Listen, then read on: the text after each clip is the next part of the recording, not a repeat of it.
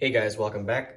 This is Crooked Leg here with Operation Red Cloud. This would be turn 3.4.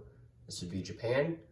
Before we do jump into the Japanese turn, there is a minor housekeeping matter.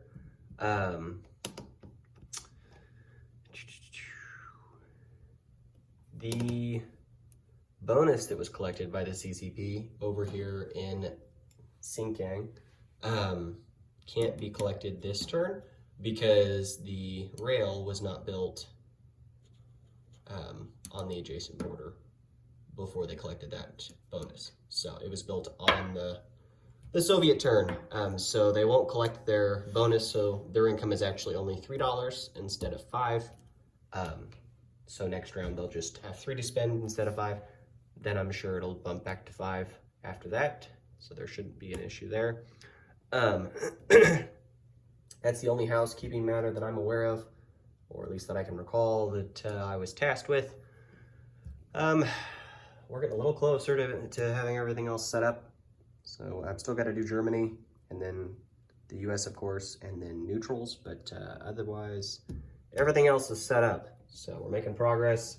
I hope to have everything else finished up tomorrow evening, just in time to do a turn-in review. So, with that said, let's go ahead and get into our tech roll for Japan. So we have 1 tech roll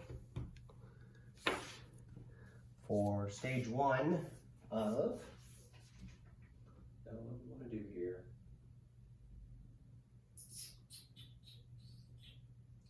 We're going to do large ship construction. So large ship construction for stage 1, and we will need an 8 or higher for large ship construction. So let's go ahead and do that. So 8 or higher, and we got a 2. So that is a big fat no. So miss that. Cool. All right, let's get into our purchases. So our purchases are pretty simple. So we have $19 to spend. We're buying 2 Marines, and we're buying a medium bomber. So that is our purchase for Japan. We are going to skip the combat phase, reluctantly, and move into non-combat. We're going to start in the Pacific side, so we will have this coastal sub in P26 will move to P27. The coastal sub in P34 will move to P35. And then, what else do we have? Angle the camera here. Just a few. Trying to get the whole thing in the shot. All right, there we go. So we're going to take the destroyer from C-Zone P32. He's on the task force marker. He is going to move to P15, P16, pick up the Marine, move back to P15, and then back to P32. And he has 4 movement because of the major port at Formosa, and he will drop that Marine in Formosa. The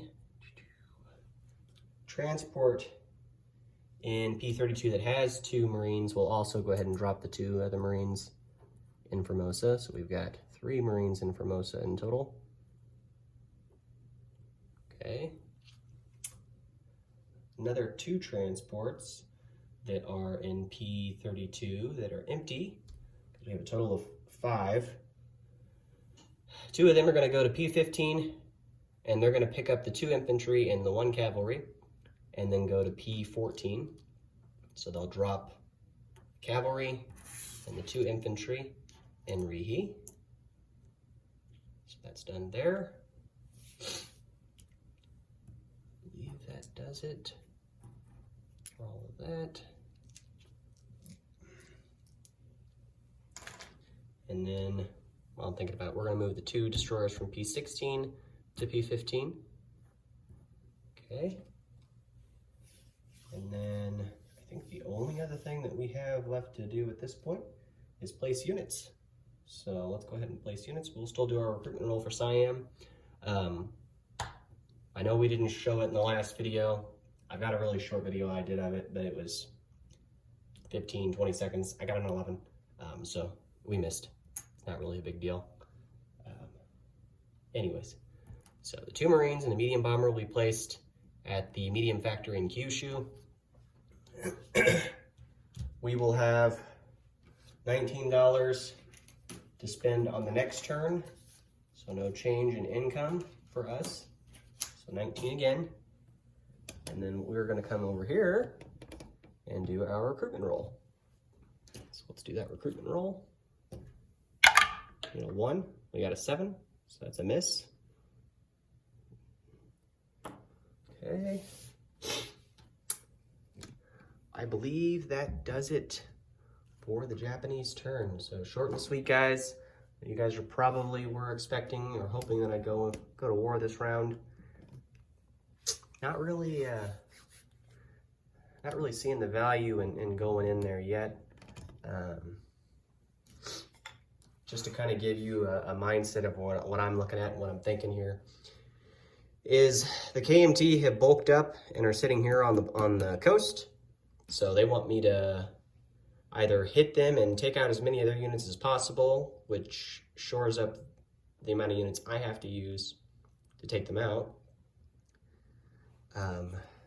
So turtling isn't necessarily their strategy that they're going for as of yet. That could change.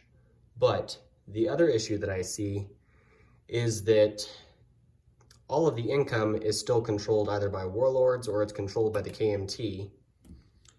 And neither side can technically evolve as it sits.